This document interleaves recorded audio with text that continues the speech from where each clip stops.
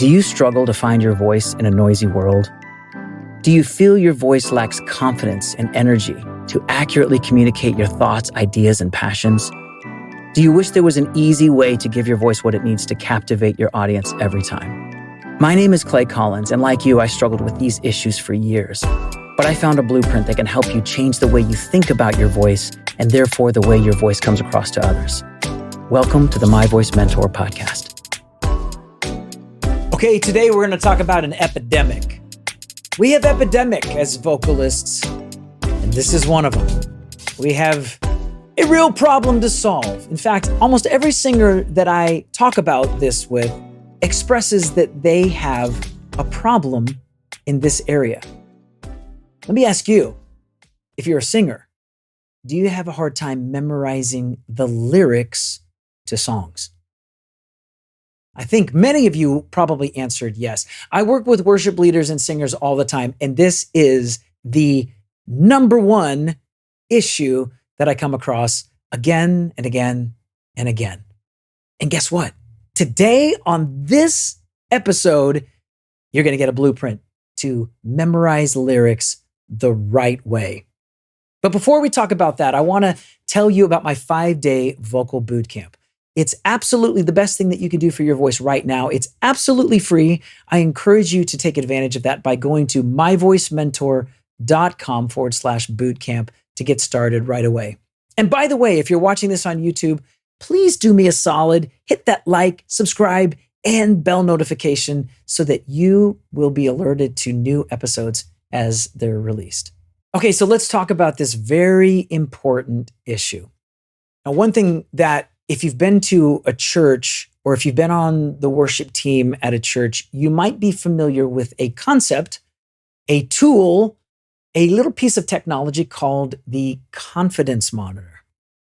Well, the confidence monitor, actually, as a congregant or a member of the congregation, you have a confidence monitor right in front of you. It's that big, ginormous screen that displays the lyrics of the songs that we sing on a Sunday morning. It allows us to look up, keep our head up as we worship. We look at a screen and we see the words, and it actually helps us. It's a great tool for us. It's much better than what I grew up using, which was a leaflet or a handout, and we would look at it and we would sing, but our heads were down. We generally did not lift our heads up. We would sing into that pamphlet or whatever that hymnal that we were singing from. And I actually love that we have technology today that helps us look up and not be distracted by not knowing the words to songs. Because most of us, unfortunately, don't internalize lyrics as much as we should, even though we're constantly exposed to lyrics. But back to this thing called the confidence monitor. The confidence monitor is actually the exact same thing that you would see as a member of the congregation, but it's in reverse. It's actually smaller screens that are faced in the opposite direction towards the stage that the singer or vocalist on the stage uses to cue themselves of the lyrics so that in case they were to forget a lyric, they can look up and see the lyric and not fumble their words in the middle of singing a song. Again, it's a wonderful tool. It's a wonderful tool. But unfortunately, as time has gone on, we have become too dependent on this tool, and we've used it as an excuse to not do the work of memorizing our lyrics. Now, if you're a member of the congregation, it's totally fine. You can't memorize every song that you see, so that is actually for you. It's for you. But if I'm speaking honest of people in my camp on the other side, we probably rely on those confidence monitors a little too much. And for me, I jokingly and lovingly tell people that I have no sympathy for anybody who doesn't memorize their lyrics.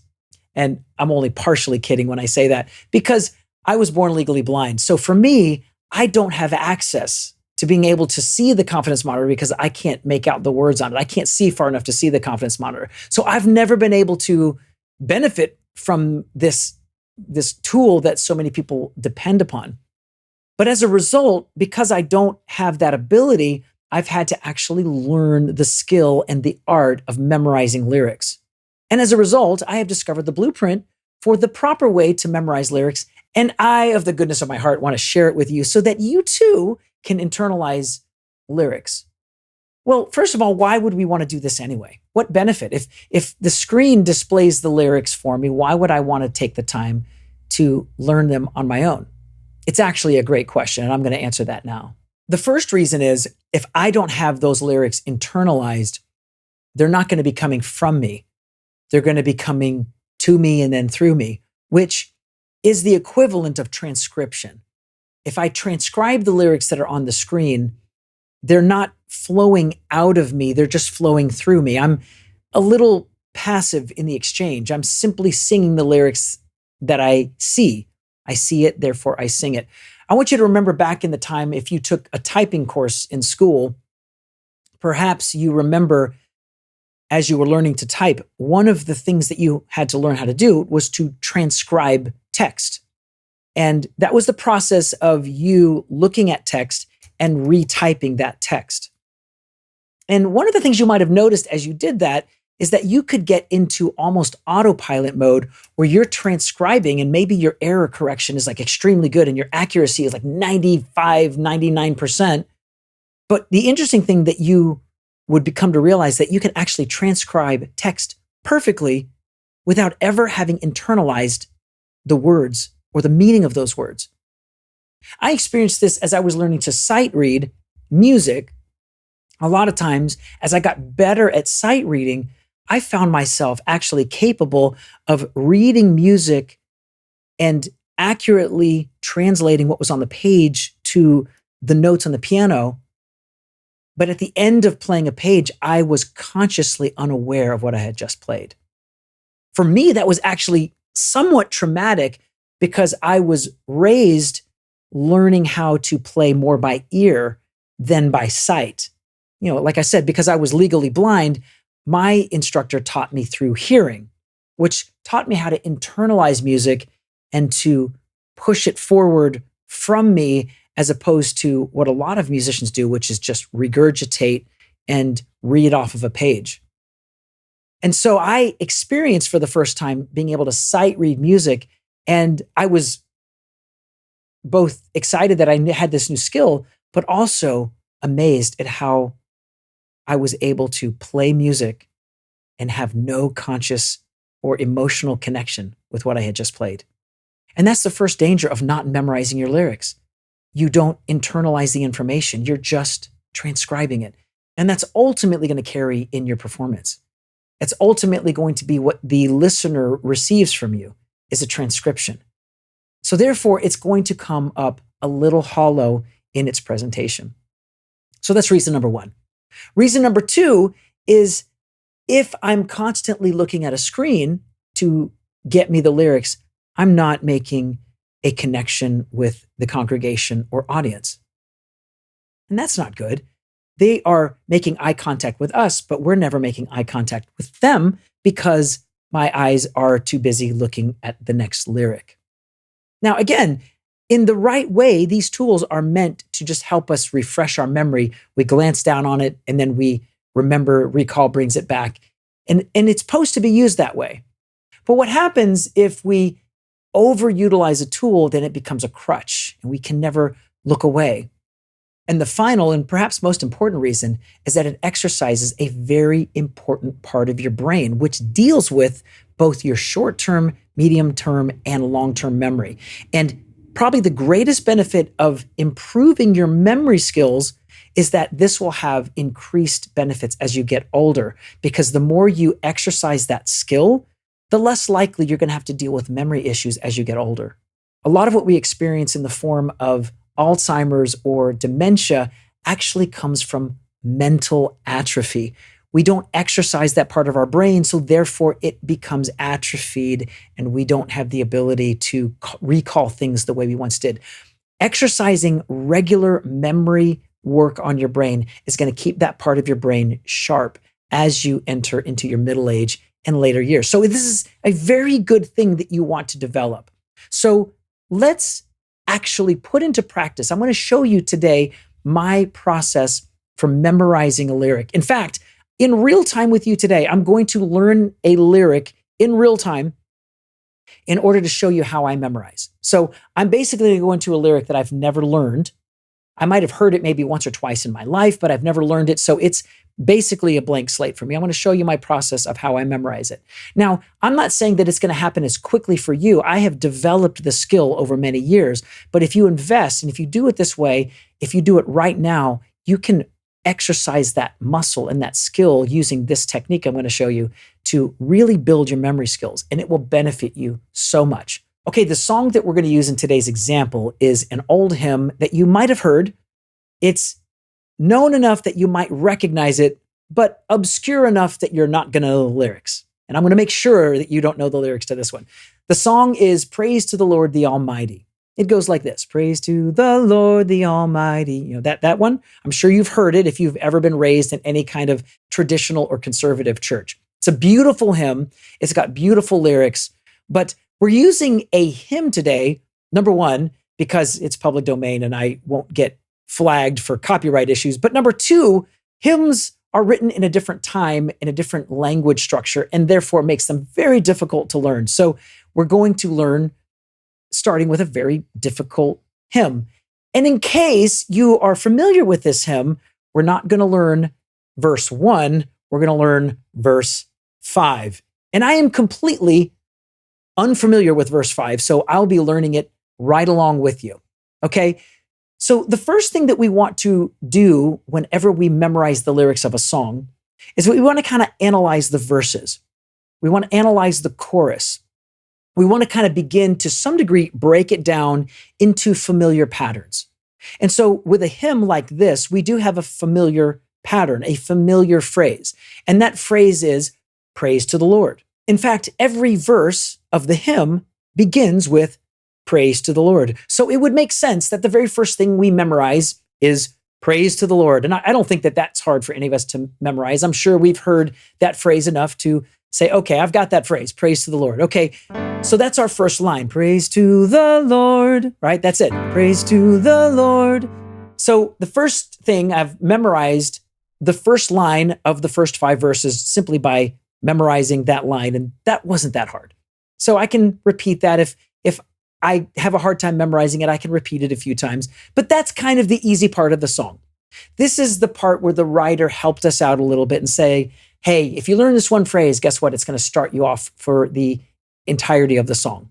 You'll be able to sing one line with confidence. Praise to the Lord. Okay, everybody can do that. But it's the second line that begins to make things a little more difficult. The second line is, oh, let all that is in me adore him. So we're going to focus just on that line and that line alone. Oh, let all that is in me adore him. I'm going to include the lyrics of this song in the show notes so you can follow right along, but we're going to focus on that line. Oh, let all that is in me adore him. Oh, let all that is in me adore him. We want to say that a few times. If you want to reinforce it, you could also write it down in a notepad. By saying it, writing it down, and even singing it through these 3 things, through repetition, we're going to begin memorizing it. First, I'm going to speak it. Oh, let all that is in me adore him. Oh, let all that is in me adore him. Oh, let all that is in me adore him. Oh, let all that is in me adore him. I want to say it until it begins to just roll off the tongue naturally. Oh, let all that is in me adore him. Oh, let all that is in me adore him. Once I've done that a few times, for me, I can usually internalize that in about 5 to 10 repetitions. But for you, especially as you're developing the skill, it might take 100 times, 50 times. Whatever it takes, you don't want to move on from that step until you feel pretty confident that if you stepped away for 5 minutes, you could come back and say, oh, let all that is in me adore him. Once you've done that, now it's time to sing that line. Now, in order to sing this line, we do have to reinsert the first line, or else it'll be hard to kind of pick it up midstream. The full phrase is praise to the Lord. Oh, let all that is in me adore him. So again, if you have to say that phrase a few times so that it just rolls off the tip of the tongue. We don't want to sing it until we can confidently say it consistently from memory. And don't look at the page when you do this. At first, you can look at the page, but you want to pull the page away so that we can just repeat this line. Praise to the Lord. Oh, let all that is in me adore him. And then we're going to sing it together a cappella. Praise to the Lord, oh, let all that is in me adore him. Okay? Let's try it again. Praise to the Lord, oh, let all that is in me adore him. Okay? Go back and repeat that. Sing that with me a couple times a cappella. Now, if you're also an instrumentalist, like I am, the next stage that I do on that one phrase is I play it and sing it from my instrument. What you'll find is that the moment you insert another stimuli or another thing that requires your attention, it becomes harder, which is why I introduce it in stages. But I begin to play it from my instrument. Praise to the Lord, oh, let all that is in me adore him. Praise to the Lord, oh, let all that is in me adore him. Now, for me, I had to really think about it. Now, I didn't make any mistakes. Again, because I've been doing this a while, I can get up to speed pretty quickly. But what I noticed is that I had to actually work at it. I had to exercise the left side of my brain a lot more. And ultimately, I don't want to be thinking with my left brain when I'm singing this live, because I want that part of my brain to be occupied on reaching the target, reaching the audience, reaching the congregation. And so I have to repeat just that phrase. And I'm sure you're noticing that I'm taking, again, small phrases, because the only way to memorize large chunks of content is that you have to repeat small chunks of content. I'm sure you remember when we took piano lessons that we had to learn exercises, learn repeating patterns. We have to understand both with speech and with singing that we have to repeat speech and singing patterns. Now, you might be a public speaker and you think, well, I don't really sing, but you can apply this same principle to speaking. If there's a phrase that you use a lot in presentation, repeat that phrase a lot. Repeat it so that whenever you say it, it just rolls off the tip of your tongue. An example of that is one of the things I say on every podcast is, hey, if you're watching me on YouTube, don't forget to hit that like and subscribe and the bell notification. See how I threw that in there as a reminder to you? But I've said that phrase so many times that it rolls off the tip of the tongue. I've, in a sense, memorized that phrase. Well, that's basically what we're going to do with memorizing here. So after a few repeats of that lyric, we're ready to move on to the next lyric. And again, we're breaking this song down into chunks. We're not singing through it beginning to end. In fact, that is the worst way to memorize a song. Don't memorize it from beginning to end. Work small chunk after small chunk. Okay, so let's look at this next phrase. All that have life and breath. That's the first part. And I think I messed up. I think I said have. It's actually hath. All that hath life and breath, come now with praises before him. All that hath life and breath, come now with praises before him. Now, I am not familiar with that line, so I'm working through it. And I'm not going to take you on the entire journey, but I would have to repeat that one a few times. But I'm going to skip forward until the next step and sing the melody over that phrase. All that hath life and breath, come now with praises before him. After you say it a few times, you might find that it's actually easier to sing it, especially if you're familiar with the melody. The great thing is that the melody doesn't change, only the lyrics.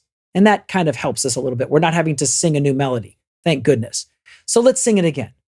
All that hath life and breath, come now with praises before him. We do that a few times. And then we bring in the music. All that hath life and breath, come now with praises before him. All right, let's do that again. All that hath life and breath, come now with praises before him. And we do that a few times. Again, in your case, it might take a few repetitions. But once we've done that, what's the next step? So now what we need to do is reincorporate that first line into the second line. And what you're going to realize when this happens is this is where the brain actually breaks down again, because now it's like, I completely forgot that first line that I spent all that time on. It's okay. It's going to come back, but we need to break everything down again. We have to say both lines together now, but we have to refamiliarize ourselves with that first line. Praise to the Lord. Oh, let all that is in me adore him. Followed by all that hath life and breath come now with praises before him. And we got to say all of that. Now it's a longer phrase that we're saying. This is a lot of words. This is a hard song to memorize, which is kind of why we're using it. Praise to the Lord.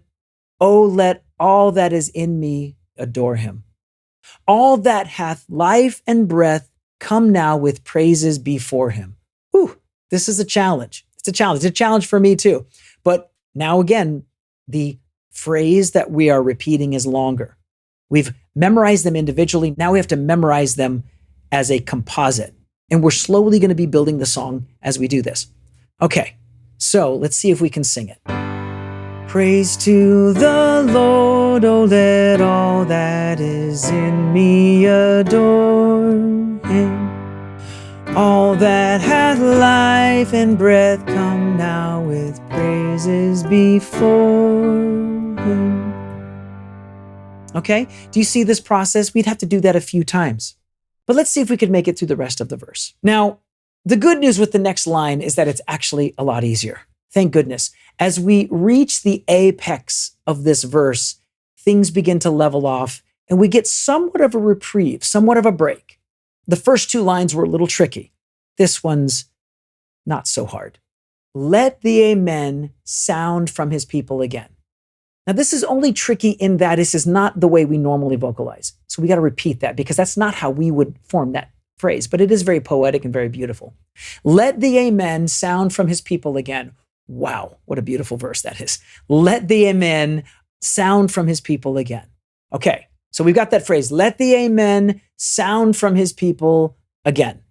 Great, let's sing it now. Let the amen sound from his people again. Again, let's try it again. Let the amen sound from his people again. Great. Now with music. Let the amen sound from his people again. Let's try it again. Let the amen sound from his people again. Beautiful. And as you can imagine, we would want to add those first two phrases. Praise to the Lord, oh let all that is in me adore him. All that hath life and breath come now with praises before him. Let the amen sound from his people again. Again, for me, that was all from memory. I have a little bit of practice in this, so it is going to come a little quicker for me, but this is the process. You can get better at this over time. But let's finish off this verse with the last phrase or stanza. This last phrase, just one phrase, it's a short one, but it does have a strange word in it that we pronounce I, like the letter I, but it's actually A-Y-E. The phrase is, gladly for I, we adore him. Gladly for I, we adore him. Gladly for I, we adore him. Gladly for I, we adore him. Gladly for I, we adore him. Okay, adding the music. Gladly for I, we adore him. Gladly for I, we adore him. Gladly for I, we adore him. Gladly for I, we adore him. Okay, so now it's time to see how we do. See if we can sing for memory this entire verse. Praise to the Lord, oh let all that is in me adore him. All that hath life and breath come now with praises before him. Let the amen sound from his people again. Gladly with we adore him. How did you do? If you did okay, that's okay. If you did great, great. If you really struggled, that's okay too. What I can tell you is, if you use this process, doesn't matter if you're trying to learn a script, a song, a lyric, doesn't matter.